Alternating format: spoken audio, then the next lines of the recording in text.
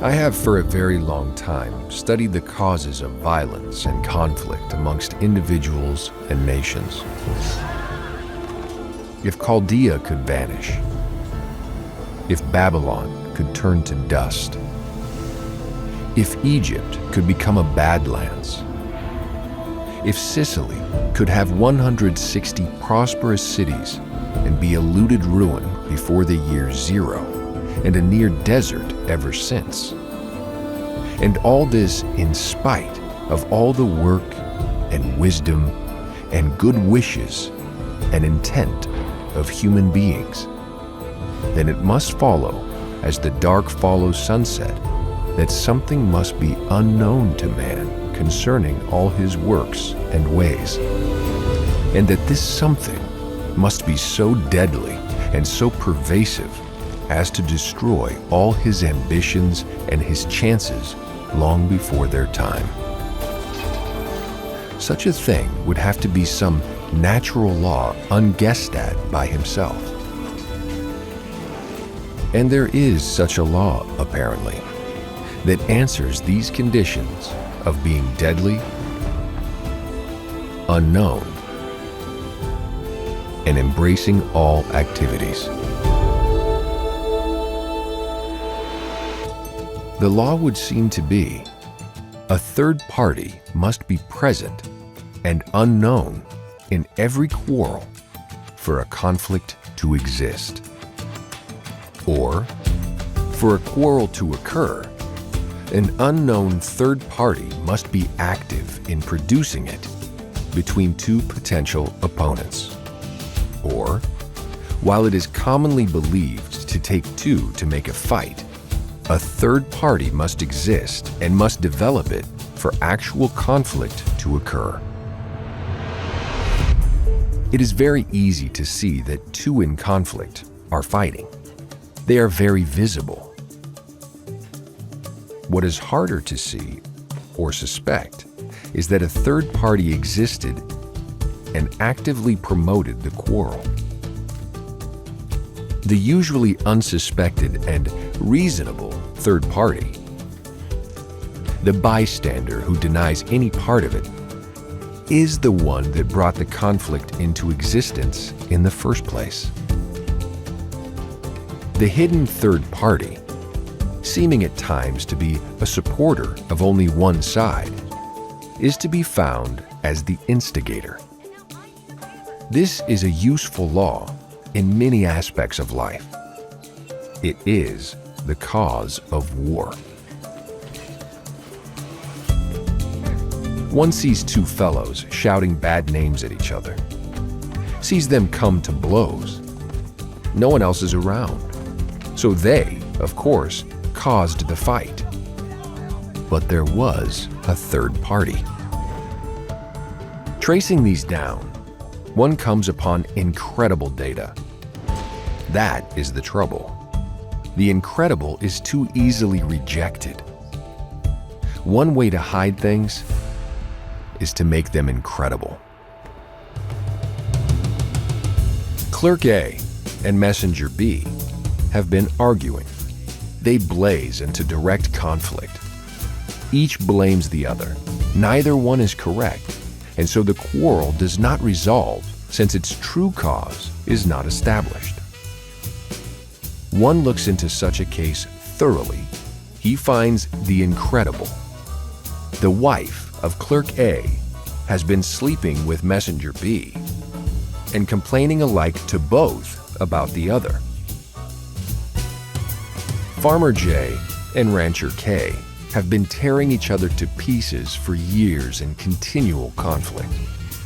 There are obvious, logical reasons for the fight. Yet it continues and does not resolve. A close search finds banker L, who, due to their losses in the fighting, is able to loan each side money while keeping the quarrel going, and who will get their lands completely if both lose. It goes larger. The revolutionary forces and the Russian government were in conflict in 1917. The reasons are so many, the attention easily sticks on them. But only when Germany's official state papers were captured in World War II was it revealed that Germany had promoted the revolt and financed Lenin to spark it off, even sending him into Russia in a blacked-out train. One looks over personal quarrels, group conflicts, national battles, and one finds, if he searches, the third party, unsuspected by both combatants, or, if suspected at all, brushed off as fantastic. Yet careful documentation finally affirms it. This datum is fabulously useful. In marital quarrels, the correct approach of anyone counseling is to get both parties to carefully search out the third party.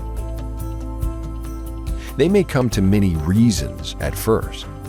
These reasons are not beings. One is looking for a third party, an actual being. When both find the third party and establish proof, that will be the end of the quarrel. Sometimes two parties, quarreling, suddenly decide to elect a being to blame.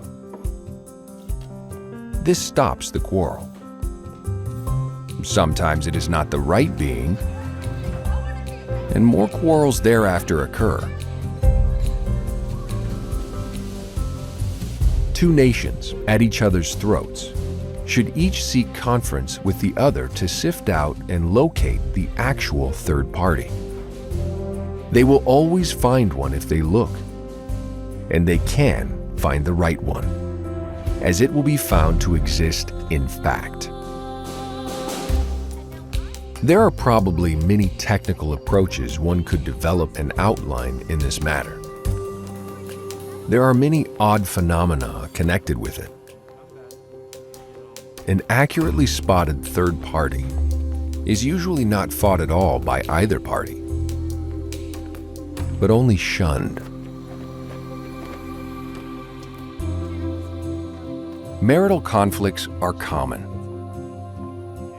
Marriages can be saved by both parties really sorting out who caused the conflicts. There may have been, in the whole history of the marriage, several, but only one at a time. Quarrels between an individual and an organization are nearly always caused by an individual third party or a third group. The organization and the individual should get together and isolate the third party by displaying to each other all the data they each have been fed.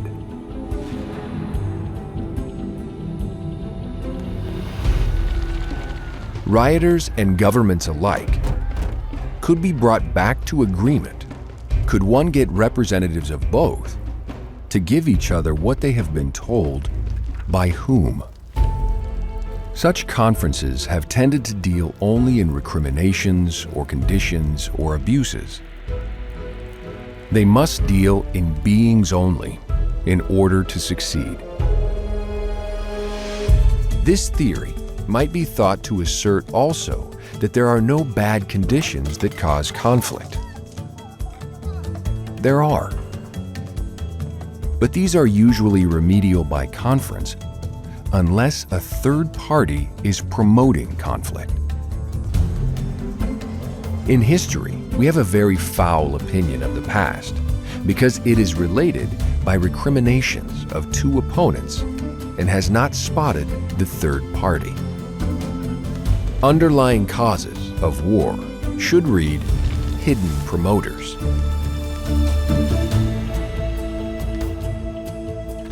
There are no conflicts which cannot be resolved unless the true promoters of them remain hidden.